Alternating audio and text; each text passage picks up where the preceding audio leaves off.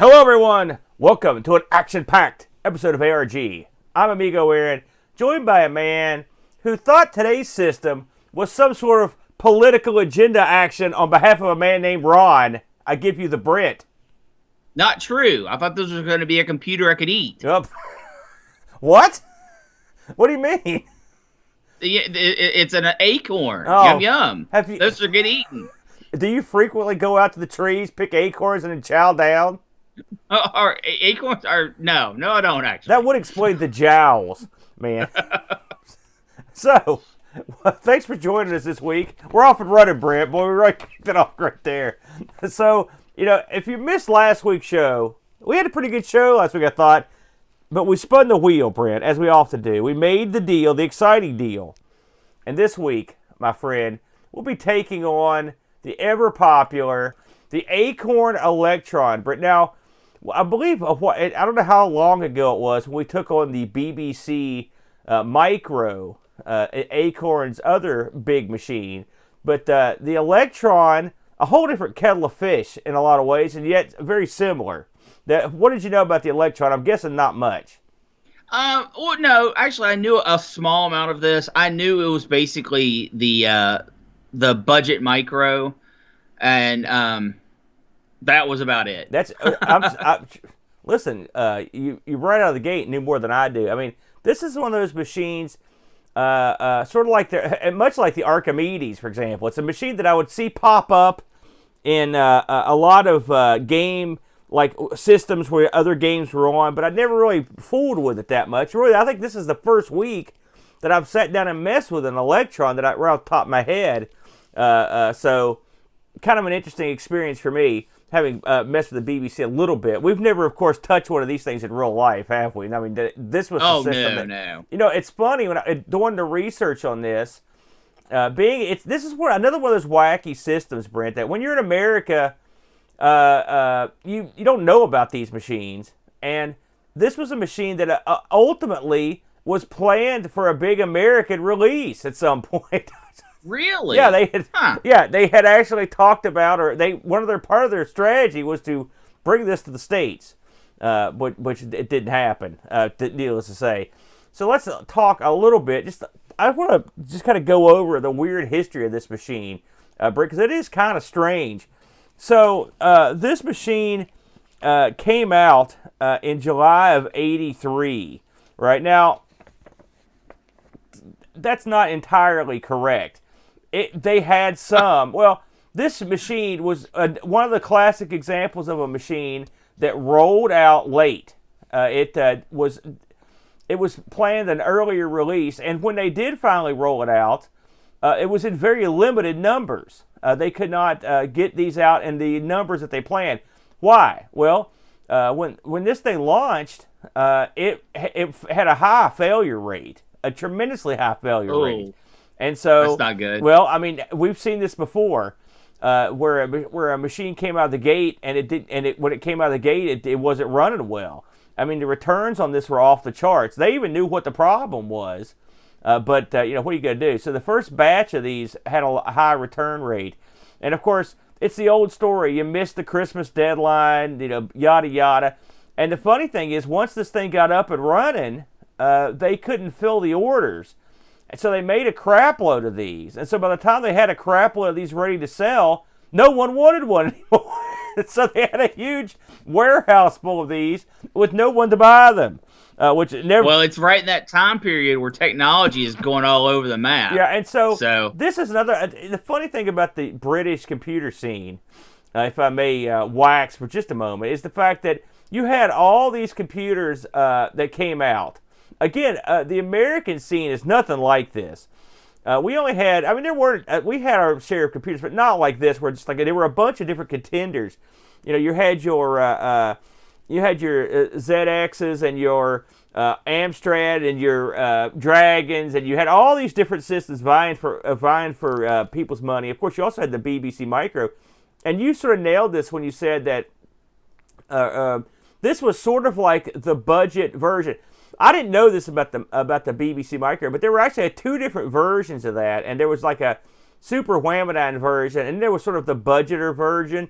And the budgeter version actually didn't do as well. And so this was sort of take the place of that budgeter version of the BBC Micro.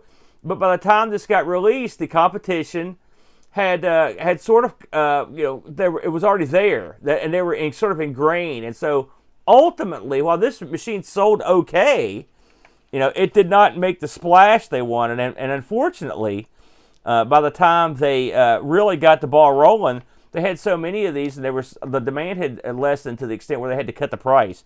This was one of those machines that they wanted an under 200-pound release mark on it, and that's what they got. Actually, originally, at the very beginning, from what I read, it was just over 200 pounds, and they eventually, but pretty quick, they got it under that 200-pound mark. It was important because there was so much competition. Looking over the games for this thing, I mean, I played several games for it. I found a bunch of games. These games were a lot of these were readily available to play, like in your browser. I found loads of places to play them, and they play well. Brendan, you had pretty much the same experience that you this week. That's how you did it too, right? Yeah. Usually, I try to stay away from the browser emulations just because I question how accurate they are. But this one was so easy. Yeah. And it played great. I was comparing it to real hardware videos, and I was like, well, this looks dead on. Yeah. So that is how I did it this week. I rigged this up and messed around with it and messed, but it was just as easy as to play the browser. Like I said, it's pretty much exactly the same. I was pretty impressed, graphically. I believe, this thing was, would you say this would be on par with your, we just played the Amstrad a couple weeks ago, and would you say this is on, I think this is probably a step down from the Amstrad, and somewhere in the area, in that gray area between the Amstrad, the ZX Spectrum, and maybe a step up from, say, the Dragon. Where would you put this in that? No, I would say this is directly on par with the Amstrad. Really? Yeah. It is certainly above the Spectrum. Wow. Again, please address your complaints to Brent if you don't agree with that. I mean, not in quality, just in capability. The machine for the price, I think you were getting a pretty good deal.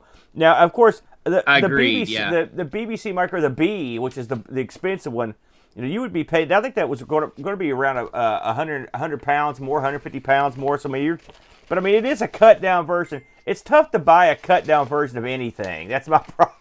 I always hate doing that. When you're getting something that's cut down, it's like, well, here we go. Well, it's just like anything else. If the support is there, then you're not losing much. Yeah. But if your support's there, that means they aren't focusing on the more powerful stuff. They're making stuff for the lowest common denominator, and then the upper system is the bad choice. One thing about this is you actually got towards the end there, you would get some games that would run on the Electron and the BBC Micro. They would sort of like give you like an enhanced version on the Micro, and then you sort of like the normal version on the Electron. So that's sort of a good way to go. But I would agree. Now, technically, mind you, this should have eclipsed the Spectrum in capabilities. But your mileage may vary. Hey, listen, the Spectrum is a machine that exceeds its technical abilities, and it reminds me of the Atari 2600 of home computers, where they had something and they just went bananas with it, and they actually made it better. So I give them someone. When you knew what you were doing, you could really make the Spectrum sing. I agree with you on that. Now, and again, we both, like I said, we really didn't have a whole lot of experience on this thing. I'll tell you, there are a lot of good documentaries out there if you're interested in getting the full story on the Electron. I mean, there's also a great film out there. I'm trying to think of the name of it. It's where it's all about the whole, because the guys from Acorn that started Acorn came from the Spectrum background. They came from Sinclair, and so Micro Man, I believe it was called. Great film, and it gives you that sort of backstory as to what happened, because there was direct competition, with Sir Clive, and they do a good job dramatizing. I always recommend that flick. Great flick. So with all that out of the way, we were tasked with picking a couple game-arenas for this thing. Now, I'll go ahead and curtain jerk this week, Brent, because you are a jerk. Don't take off. So, I will say, I look through. What I usually do when it's time to pick a game, I'll do one of two things. I'll skim the library to see if I can see anything that has just an awesome name. That's usually the way. That's normally the way I do it. And then sometimes I'll watch like one of these people that put like a video up of games. In fact, the thing we were just showing from a fellow. I'll watch stuff like that where they've put a bunch of games together. And I'll look through it, and the Acorn had a bunch of interesting games. I mean, I saw several that looked good to me. But weirdly, at the end, I ended up choosing a game called Boffin. Now, or Boffin 2, if you will, and I'll get into that a little bit. You could really sort of interchangeably call it both. So, what is Boffin? Well, Boffin's a kind of a nutty platform game released by an outfit called Addictive Games. They were the publishers of this one. And it was developed by a guy named Paul Julian O'Malley. All right. So this guy it says here from Romsey, Hampshire, UK. So if anybody knows where Romsey's at, I've never heard of that place. Now, this is one of those games we were talking about a minute ago where when it was released, it actually would work on the Electron and the BBC Micro. And that's why you're getting the Boffin 2 moniker on this, because technically Boffin is the sort of I guess it's sort of the version you would play on the BBC Micro, and Boffin 2 is sort of the version you would play on the Electron. Although really, they're effectively the same games, except the BBC Micro version has more levels than the other one does. So I guess technically it's a double review, Brent. I'm doing two things at once. So what is this wacky game? Well, it's wacky. You play Boffin, who is this umbrella guy. He's a guy that carries an umbrella around, and he goes through these levels and tries to pick stuff up, and as he goes, pretty simple stuff. And at the end, there are various ways that the level ends, but usually you have to go over and touch a big owl. You got me. Makes complete sense. When I first saw this game, and I wanted to get your opinion of this, Brent. When you first loaded this up, what was the very first thing that struck you, or what was your first thought? I want to see if it was exactly what mine was when I loaded it up. That's a whole lot of blue and pink. Yeah, well, yeah. I mean, that's sort of. This was very, very classic PC CGA graphics style coloring. That's what it reminded me of. It looked just like the old. This could have been a CGA game. If you would have showed me this and said, "Listen, here's your PC CGA game," I would have bought it. The only thing that tips you off that it's not is some of the graphics in this, which are actually pretty solid. Which in terms of the enemies, which we'll get to that in a second, because Boffin himself is not necessarily the most attractive man. So, what is your goal in this? Well, your goal is to go through these levels. It's a single screen game. You go through the levels and try to collect all the little collectibles that you can find. Of course, it's not that easy because Boffin is very limited in his abilities. And I mean very limited. And what I mean by it, it's almost like if I had a game where I played myself. Boffin, if Boffin falls more than like a foot, he's dead. If Boffin touches the enemy, he's dead. If Boffin whacks his head, he's dead. So this is like a real life simulator. What happened if you put me in this position? Now, Boffin is not without his goodie. And his goodie in this, which is very clever, is they've given Boffin an umbrella. Now, you think to yourself, well, who cares? Well, Boffin can use the umbrella to slow his descent so he doesn't break both his legs, I guess, basically, when he falls. So, a la Mary Poppins. Now, can you hit stuff with the umbrella? No, but you can collect stuff with it. If you extend the umbrella, it goes up above Boffin's head, and you can actually grab stuff with the umbrella, if it's stuff that you can't reach. And so this game, and I noticed this on both the games, they've got a unique the Micro didn't have a joystick port in it, or the Electron. And now they offered some pretty wacky expansions to this thing. They're actually quite interesting, Brett, because these expansion boards, you could actually expand this thing to be pretty much the same as like a BBC Micro, and the expansions would slide into a port on the back, and they wrapped around the side. They looked pretty good. They made it just look like a bigger machine. And I read that they actually had one of these that had like joystick ports. Most of the time it was like extra memory or whatever. So I guess conceivably you could have added a joystick, but as far as I can tell, this game didn't have any joystick support. You played everything with the keyboard, and the keyboard is a different type of keyboard than we would have. So I played this on the emulator, that you had to sort of learn. They had to arrange the keys in a different way. But this game, the controls were left, right, jump, and open and close the umbrella. Because one thing about the umbrella is when you've got it open, you can't jump. You can jump, then quickly open it, but you can't jump while you've got it open. And so that's a sort of a gameplay element that is involved in this thing. Once you get past the first level, which is sort of the introductory, show you how to use the umbrella, they introduce an interesting element to the game, which are trampolines. I gotta say, Brent, that I thought the trampoline stuff, which kind of appears sprinkled throughout that game, really the physics and stuff, I thought they were pretty good. I thought they did a good job on that. Again, something that CJ, I don't think would have pulled this, at least the old PCs. I don't remember playing games where you had that sort of, they got the feeling of jumping up and down correctly on these.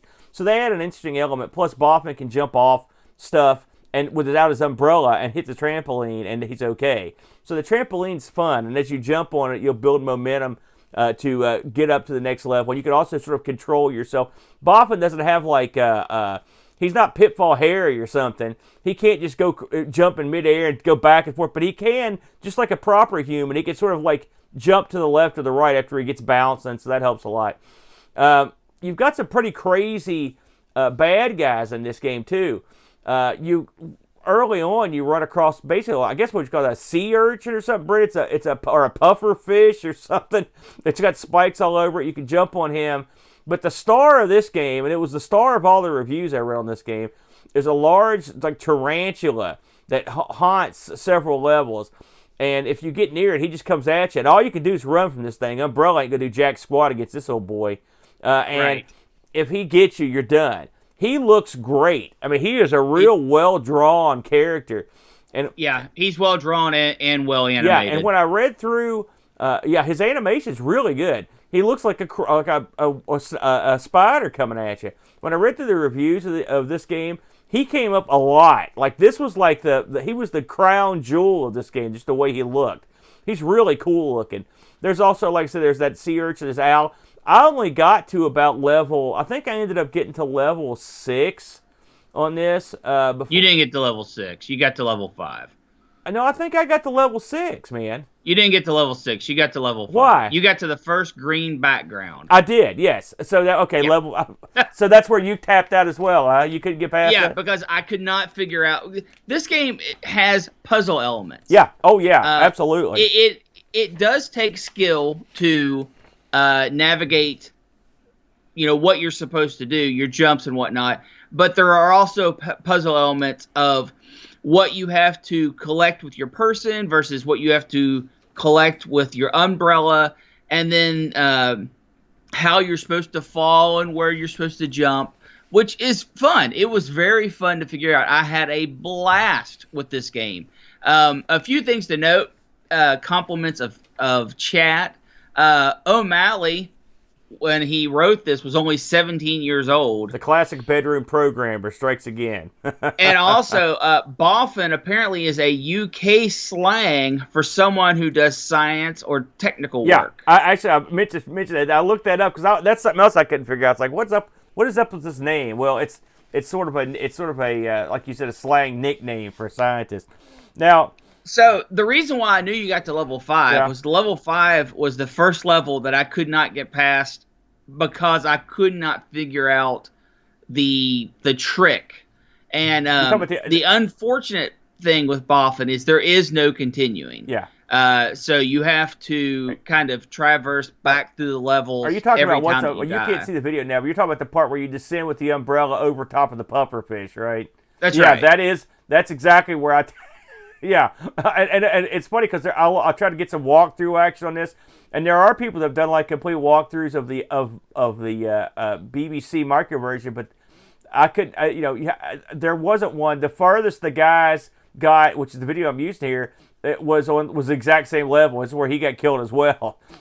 So yeah, I like it. This reminded me. If you'll recall back when we played Manic Miner and stuff, this is like a playable, winnable. You don't feel completely screwed version of a game like that, where it's different levels, but it seems it's not desperately, brutally, twitchy type game. Like you have to put some thought into this one, but you've got time. I mean, there's a timer, but it's not like you're screwed. You know what I'm saying? You've actually got time.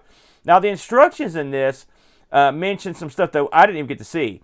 Of course, it calls those guys giant puffer blimps, trampolines, huge tarantulas, manta bats, and we didn't see those. We didn't see the electrified fencing, and we also didn't see the other 20 caves this got, because this came with 25 caves, Britt. So you've got quite a lot of action there.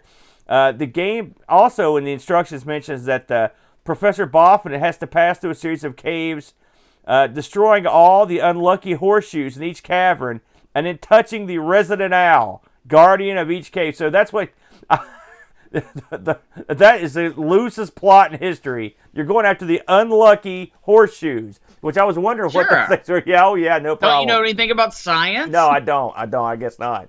So again, also something that you should mention. This is only a 10-pound game, pretty cheap, I think, for a game that gives you this much action.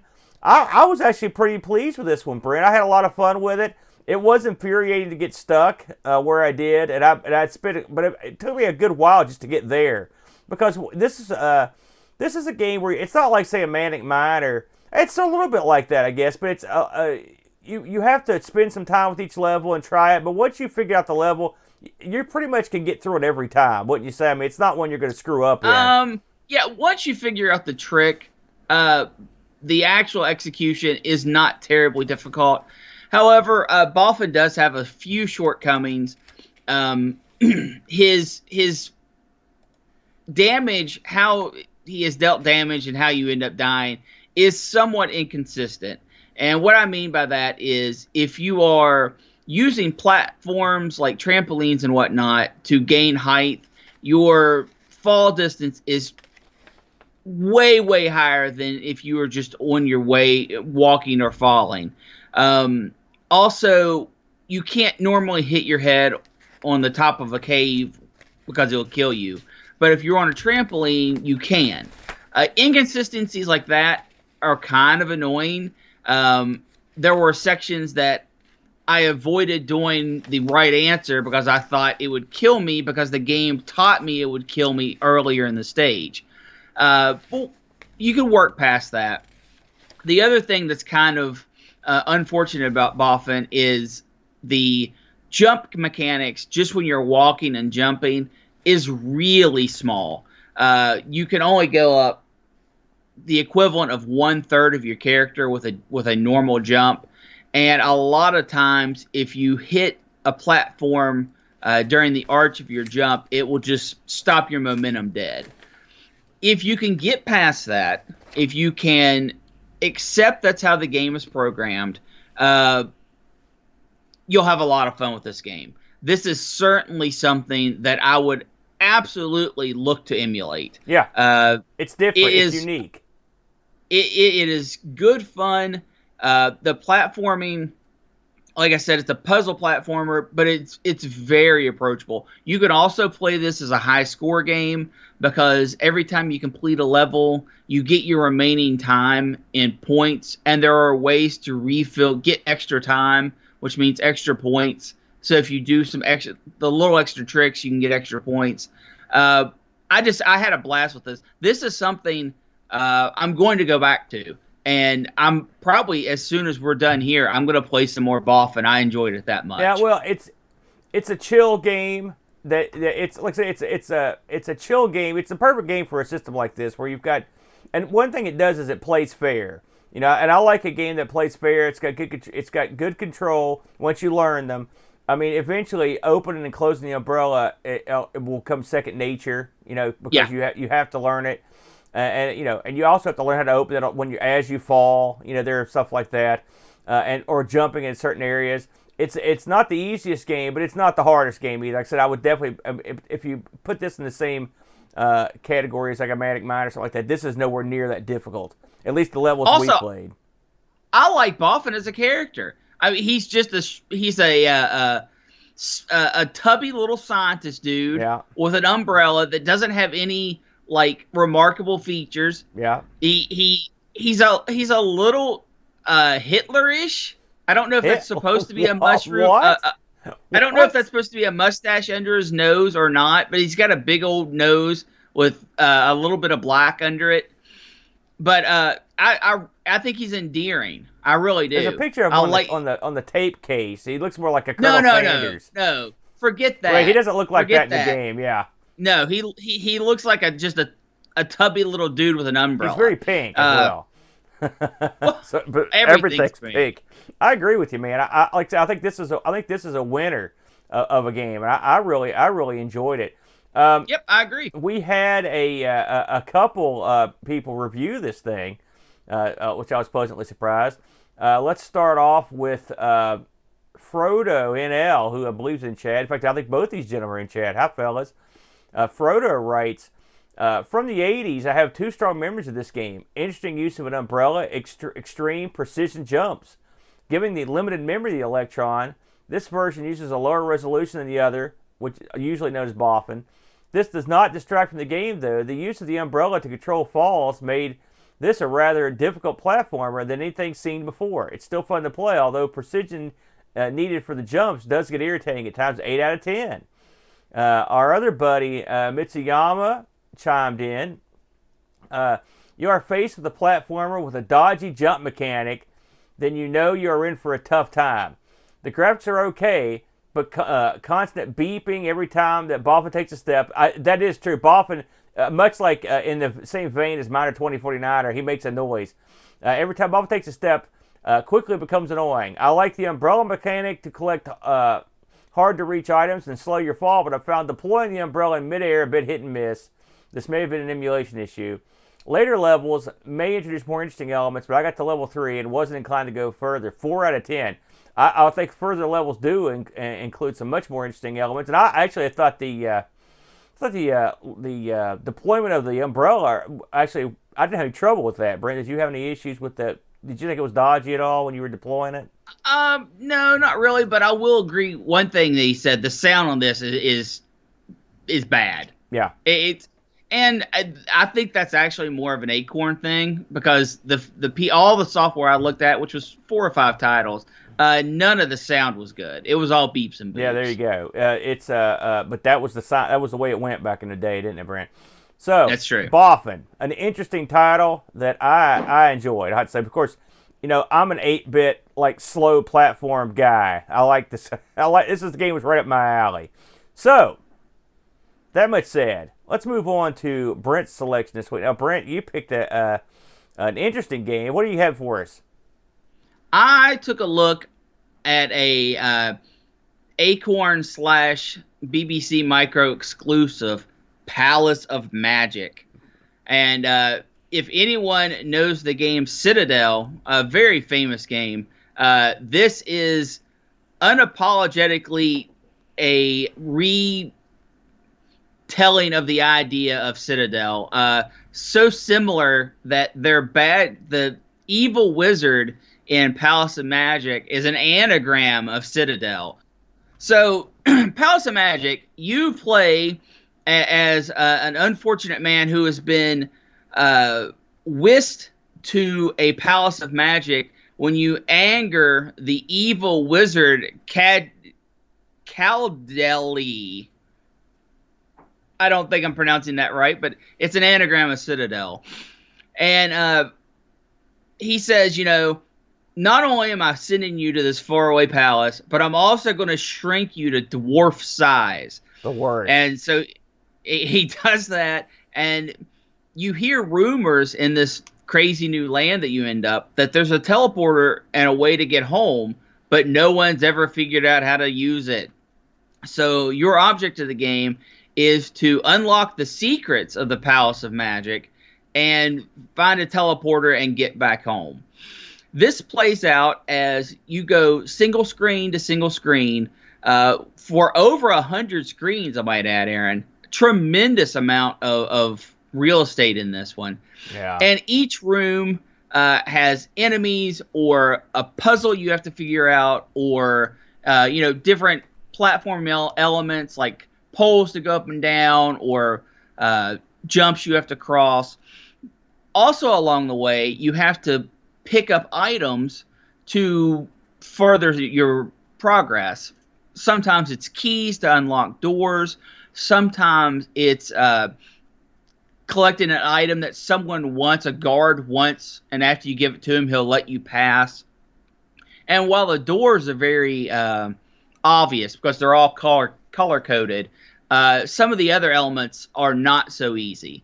Some guard wants a statue. There's a priest that wants a cross, that sort of stuff.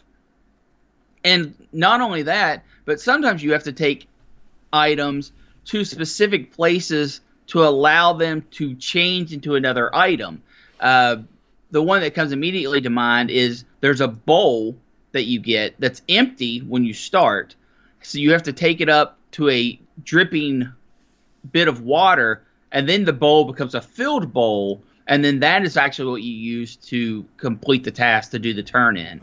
Other elements of it is kind of Castlevania / Metroid like, where you have to have equipment on you to be able to complete the task. For example, there are shoes that will allow you to jump larger distances, and there is a candle that, when it's in your inventory, allows you to light your way in the dark dungeon areas where otherwise you would just be pitch black, unnavigatable. So the game is pretty deep. I mean, it's incredibly deep for that kind of stuff. And it is a good example of a puzzle platformer. More so than your game, more so than Boffin, because this actually has puzzle elements. Like, you have to figure out how to get this item to this person or this situation. And I had a lot of fun with it until I got stuck. And once I got stuck and I wasn't sure how to get the items, because you can only carry 2 items at a time. And when I got stuck and I couldn't figure out what item needed to go where, I started getting frustrating.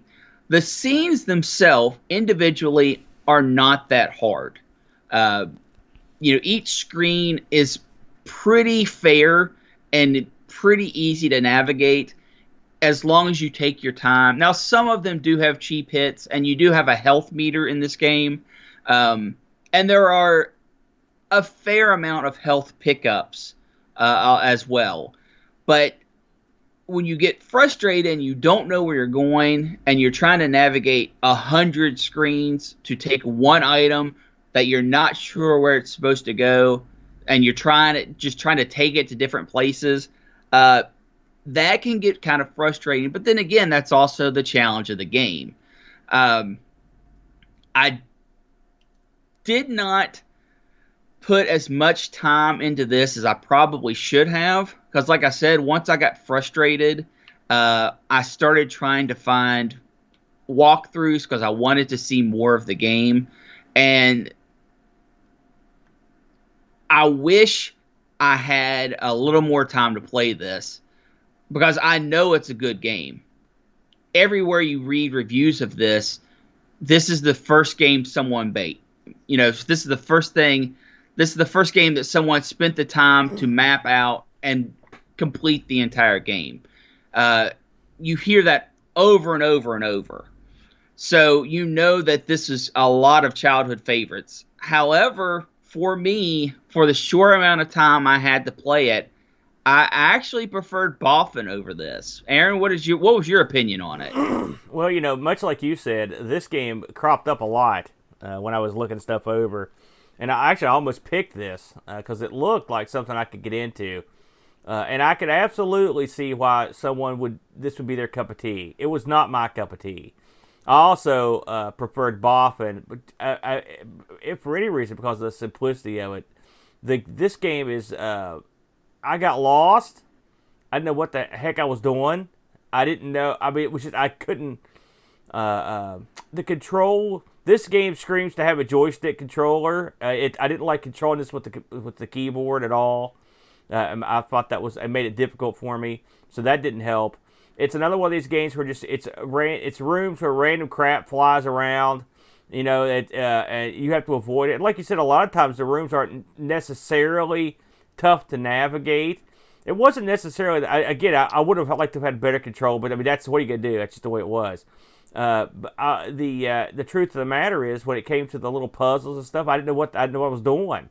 I had to go watch walkthroughs to get anywhere in this game, and I don't know. It just, to me, this was not what I would call a game that stood out. I mean, if you've played a lot of these systems, this was just another one of these games where you go room to room. I mean, again, I don't know what I would compare this to. This really isn't. This isn't anything like a Manic Miner or something. It's an adventure game. You avoid stuff. Like you said, I mean, everything you said, I pretty much identify with. The actual game. I mean, there are some screens where it's like mega hard, and particularly ones where the vines go up and down. I had trouble with those, getting to traversing like gaps and fire, and there's a ton of those. You know what I'm talking about, where the ropes move up and down. And there's a trick to it. And the funny thing is, when you actually get across, it doesn't look like there's any way you actually could have gotten across doing it the way that you're supposed to do it. I found that goofy. I thought the graphics on this were pretty good. I mean, the sound, again, nothing to write home of. The opening screen on this is outstanding. The very first screen that comes up, it looks great. I read a lot of people that really like this game, and a lot of people who hadn't seen it before and played it for the first time. I saw, if you look at some of the comments and some of the videos, I mean, they were like, "Man, this is going to be a big deal," and it may be. And also, if you have the time and patience to spend on it. But man, when it comes to a game where you can get lost, I'm the lostiest on games like this. And I didn't get it. I tried to get into it, and I used my little playthroughs, but it ultimately not my cup of tea. I will say they give you a generous hit point bar. You can take a lot of hits, and one thing this game does is leave room for error if you screw up, because the hit point bar is so good. Now it's one of those bars that'll drain instantly if you do the wrong thing. It'll keep going down. I guess it doesn't just give you one hit and let you take a lot of hits. Although if you are in a situation where you're just getting generated, after you take so much health, the room will automatically reset, which I thought was actually pretty helpful, because if you fall into like a spike pit and you're an enemy and you just can't get off of them for whatever reason, you will teleport to the same place you came into the room. The room will flash red. You'll still lose your hit points, but you'll stop taking damage and you'll get to try it again. Yeah. I thought that was pretty good. Here's something to think about, Aaron. We are both blessed and cursed with a near infinite number of games at our disposal. That's true. Literally, we can play any game from the past, along with absolutely tons of brand new games coming out every day. If this was the one game that you had back in the late 80s, you could play this, map everything out. This could be your one game that you play for months and get good at, and figure out all the secrets, and figure out what symbol goes with what's the best way to get around this room. Yeah. And because of that, and I certainly think it plays well enough for that, and I think the only really absolute downfall of this game is the sound is horrible. That's to be expected. Yeah, but everything it represents the way it should. Yeah. Everything looks pretty well. It's way more colorful than Boffin, for example. It looks graphically. And the this is several steps up. Yeah. Absolutely, the different rooms when you go outside, when you're in the dungeon, all of that stuff feels different. Though it definitely looks different. So if this was your game, and this released on cassette for £12. So if this was your game, you could definitely get months of enjoyment out of it. And unfortunately, the way our show is put together, where we are looking at this for only 1 week, we don't get the same joy of discovering a game like this to its fullest potential. But I do want to state, I absolutely see where this game would literally make someone's childhood. I can see a game like this being right up your alley as a kid, Brent, because this was absolutely. This had you written. When you picked this and I started playing it, I'm like, well, this is a Brent game right here, because this is one you could get into. I remember playing games like I watched you play games like this back on the NES and stuff, and I could absolutely see how you could get into it. Plus, it's some of these games, if they add a lot of like arcade elements, it sort of takes away the fun of the role-playing elements or the mapping or whatever. And this one, the arcade elements aren't hard enough to screw you. You know what I'm saying? And so you can still have fun for the most part. Yeah. I mean, they were hard. I'm assuming that the people playing this would have a lot better grasp of the controls.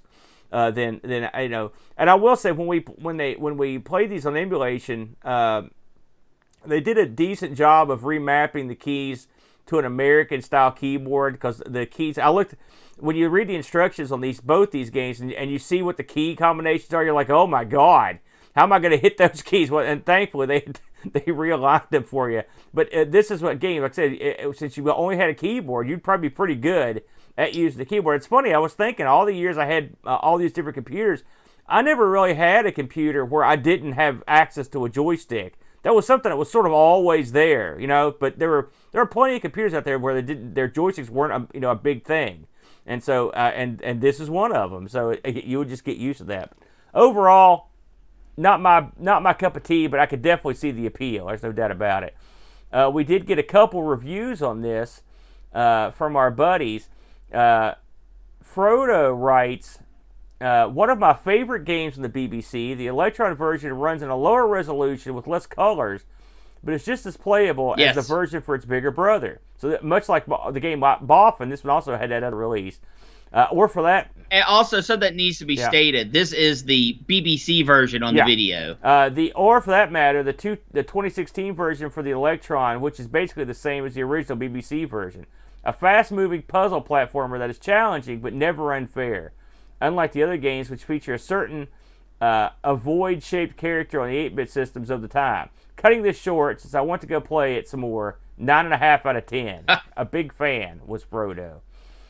We also talked to Mitsuyama, who writes, this is a good game.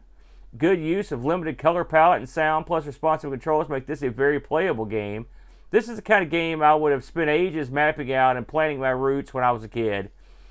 The pick of the week's games. Brent should consider becoming a diamond miner because he's digging up some real gems recently. Aaron should stick to farming turkeys. Take off, Mitz, you hoser. Give me the business. What a bum. So there you go, Brent. An interesting look at the Palace of Magic. To me it was it was okay. I like the Boffin more. That's just no, come on. You have to understand, even though this isn't your type of game, that the quality of game is superior. I mean, it's definitely a different. It's a more involved game. We'll go with that. Speaking of being involved, Brent, I've got no segue as we move into the wheel. There it is. There it is, man. So this week we had a couple additions. We said goodbye to the TurboGrafx. We've added The Odyssey 2 is our retro rewind, Brent. And we've added something. Boy, I'd love to hit We've that. added something bizarre.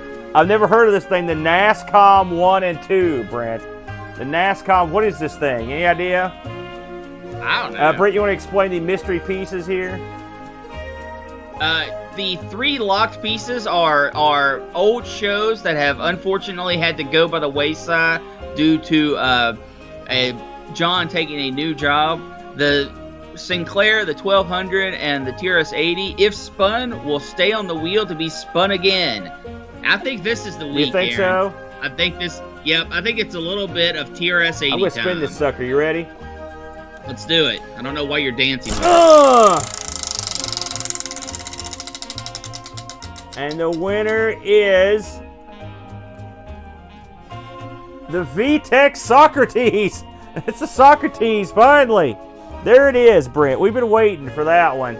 Well, I have anyway. Brent, you faded into the background there. Here you go. Well, that's how sad I am. What you got a problem with the Socrates, my friend? Listen, I'm going to produce a Socrates live on this show. It's going to be awesome. I paid top dollar for that thing. I've been waiting for weeks. Listen, we're never going to roll these locked shows. You can forget about that. That's a done deal. How many people in the chat own a VTech Socrates? A show of hands. There's got to be, I guarantee you, 5 to 10 people are going to. This is a high seller all over the world. It's going to be. This is. I'm not as excited as I was with the Action Max show, but I'm somewhere in the same ballpark there. That's for darn sure. Yeah. Well, we're getting a rousing sound of what is that coming out of the chat room. So I guess that answers that question. Brent, any parting thoughts on the Electron, and what do you think about the upcoming Socrates?